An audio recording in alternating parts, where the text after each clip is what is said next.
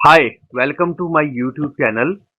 तो dear student, हमारा आज जो टॉपिक है वो है calculate electric field at a point due to spherical volume charge distribution. तो चलिए इनके लर्निंग स्टेप्स की तरफ बढ़ते हैं। तो स्टेप नंबर वन, हम सबसे पहले क्या करेंगे, हम वॉल्यूम चार्ज डेंसिटी मालूम करेंगे। उसके बाद स्टेप टू में हम क्या करेंगे जी, select a particular point where we wish to find electric field intensity. उसके बाद स्टेप थ्री में हम क्या करेंगे जी, construct Gaussian surface that encloses particular point. उसके बाद हम क्या करेंगे, calculate total electric flux through the Gaussian surface. और स्टेप नंबर फाइव में हम क्या करेंगे, गॉसेस लॉ को अप्लाई करेंगे। तो चलिए हम मैथमेटिकल डेरिवेशन की तरफ बढ़ते हैं जी। सबसे पहले जी, electric field due to spherical volume charge distribution वो क्या होगी जी, ये देखें जी। केस नंबर वन है, हम इसको तीन तरीकों से हम पढ़ेंगे। तो we will discuss this spherical volume distribution in three different ways. तो केस वन में हम सबसे पहले क्या करेंगे, electric field outside the sphere measure करेंगे, electric field inside the sphere होगा, और electric field on the surface of sphere होगा। तो ये तीन केसेस है, चलिए अब हम इनको स्टेप बाय स्टेप और वन बाय वन स्टडी करते हैं। तो जी पहला केस हम स्टडी करने जा रहे हैं, electric field due to electric field outside the sphere. अब हमने यहाँ क्या करना है, एक स्फीयर कंसीडर करना है और उसके बाहर एक पॉइंट कंसीडर करना है पी, और उसके ऊपर इलेक्ट्रिक फील्ड की वैल्यू मालूम करनी है।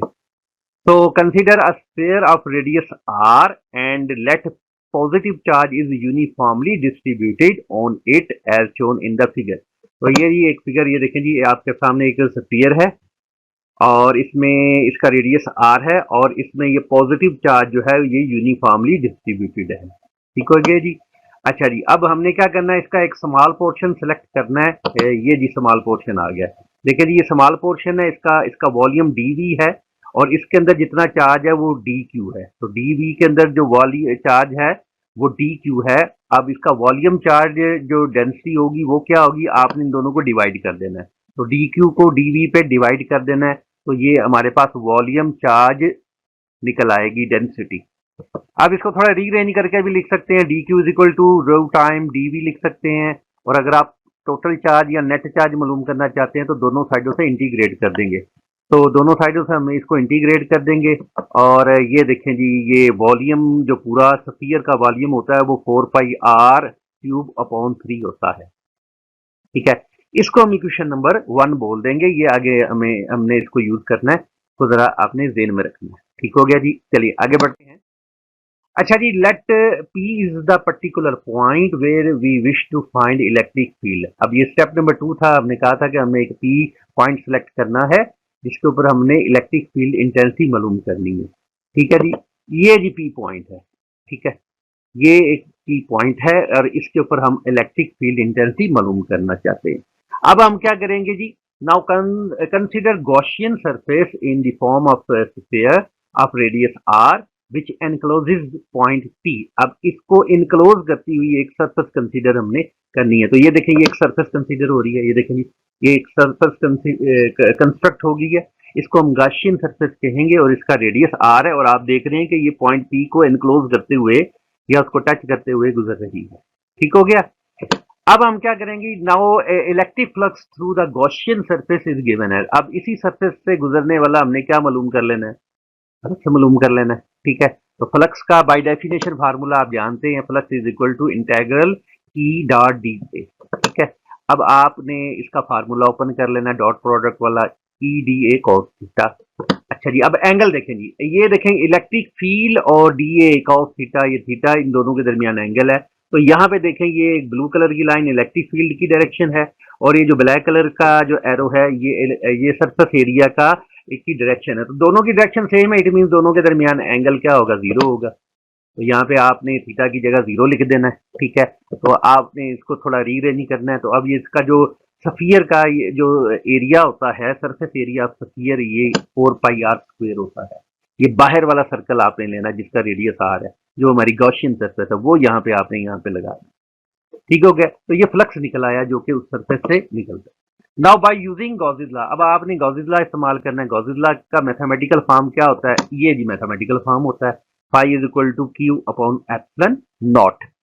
तो अब हमने यहाँ पे इस साइड पे ये वाली वैल्यू पुट कर देनी है, ये सारी वैल्यू यहाँ पुट करेंगे, और ये क्यू की वैल्यू पीछे मैंने आपको क्वेश्चन नंबर 1 जो बताई थी वो यहाँ पे आपने क्यू की वैल्यू भी पुट करनी है। तो चलिए इसको पुट वैल्यू को करते हैं। ये देखिए is E 4 pi r square, यानी ये वाली वैल्यू आपने यहाँ पे पुट की, और क्यू क्यू की वैल्यू भी हम पुट करेंगे। ये जी इधर मैंने पुट कर दी क्यू की वैल्यू, ठीक है। अब इसकी थोड़ी सिंप्लीफिकेशन करनी है, जैसे 4 पाई से कैंसिल हो जाएगा, और थोड़ा इसको आपने रीअरेंज करना है। तो ये देखें जी, इलेक्ट्रिक फील्ड का जो एक्सप्रेशन है ये आपके सामने आ गया, E is equal to r cube rho divided by 3r square epsilon naught. ये क्या है जी? ये इलेक्ट्रिक फील्ड है आप आउटसाइड दी स्फीयर। तो अब दूसरा केस की तरफ बढ़ते हैं। दूसरा केस था हमारा electric field inside the sphere. अब हमने क्या करना है? अब पॉइंट पी को स्फीयर के अंदर आपने कंसीडर करना है, उसके रेडियस के अंदर, यानी कैपिटल आर के अंदर कंसीडर करना है। तो जी now in this case we take the point P inside the charged sphere, ठीक है, ऑफ रेडियस आर या distance R as shown in the figure. ये देखें जी, ये डायग्राम को जरा देखें। ये आपके पास एक स्फीयर है जिसमें पॉजिटिव चार्ज यूनिफॉर्मली डिस्ट्रीब्यूटेड है, और यहाँ पे अब हमने पी पॉइंट क्या लेना है? उस स्फीयर के अंदर लेना है, आर फासले के ऊपर, ठीक है। तो अब क्या करेंगे? वही स्टेप है। अब आपने एक गाशियन सरफेस बनानी है जो इस पी पॉइंट को टच करती हुई गुजरे। Now consider Gaussian surface of radius r that also passes through point P. ये जी गाशियन सरफेस ये कंस्ट्रक्ट हो रही है जी, ये जी गाशियन सरफेस डॉटेड में आ गई, ठीक है जी। ये गाशियन सरफेस है जो इस पॉइंट पी से भी गुजर रही है। अब वही आपने इसके ऊपर इसमें से गुजरने वाला फ्लक्स कैलकुलेट करना है, और ये जी बाय डेफिनेशन अब हम इसके ऊपर फ्लक्स लगाएंगे। फ्लक्स का फार्मूला, और सबसे पहले हमने चार्ज निकालना, सॉरी, गाशियन अंदर के गाशियन सरफेस के ऊपर जो चार्ज होगा वो रिड्यूस हो जाएगा। ये देखें, सिर्फ इतना हमने चार्ज लेना है। ये जो बाहर इस डॉटेड सर्कल के जो बाहर वाला चार्ज है वो हम कंसीडर नहीं कर रहे, जो सिर्फ इसके अंदर आ गया है उस चार्ज को हमने क्यू प्राइम कह देना है। और इक्वेशन नंबर 1 के तहत हम इसको rho times pi R cube upon 3 लिख सकते हैं, ठीक है। तो ये हमारा चार्ज है। अब आपने करना है इक्वेशन नंबर 1 को और इक्वेशन नंबर 2 को आपस में डिवाइड कर देना है, यानी दोनों चार्जेस जो इक्वेशन नंबर 1 से हमें हासिल हुआ है और वो चार्ज जो हमें इक्वेशन नंबर 2 से हासिल हुआ है, आपने इन दोनों को डिवाइड कर देना है। तो आपके पास नेट चार्ज जो है ना वो यूं आ जाएगा। तो q prime q r cube upon r cube. तो ये आपका गाशियन सरफेस के अंदर जो चार्ज है वो आ जाएगा जी। Now electric flux through the Gaussian surface can be calculate. अब आपने क्या करना है? इलेक्ट्रिक फ्लक्स मालूम करना है। तो बाय डेफिनेशन याद करें, electric flux integral of E dot A होता है। तो यहाँ पे आप इसका फार्मूला ओपन करेंगे, आप इसको यूं भी लिख सकते हैं, E D A cos theta. अब अगेन आपने देखना है कि ये एंगल वही उसी तरह जीरो निकला जैसे पीछे वाले केस में निकला। तो अब आपने ये इसका जो सरफेस एरिया होता है ये चीज तो 1 होगी, ये इंटीग्रल के बाहर आ गई, और इंटीग्रल सिर्फ डी ए पे अप्लाई होगा तो उसका जो सरफेस एरिया होता है वो 4 पाई r स्क्वेयर होता है, ठीक हो गया जी। हमने फ्लक्स निकाला। अब आप क्या करेंगे? इक्वेशन नंबर 2 और इक्वेशन नंबर 3 और इक्वेशन नंबर 4 को गॉसेस लॉ का मैथमेटिकल फॉर्म जो होगा उसमें पुट कर देंगे। ये जी गॉसेस लॉ का मैथमेटिकल फॉर्म है।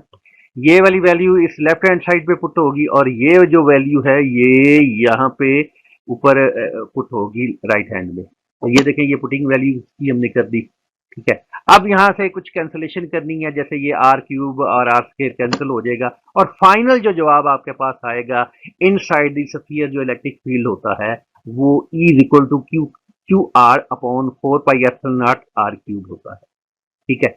ये दूसरा केस था। अब चलिए तीसरे केस की तरफ बढ़ते हैं। इस केस में हमने क्या मालूम करना है? Electric field on the surface of sphere मालूम करना है, और अब हमने कंसीडर करना है कि वो पॉइंट पी जो है वो एग्जैक्टली सरफेस ऑफ स्फीयर को टच कर रहा है, उसके ऊपर पड़ा हुआ है।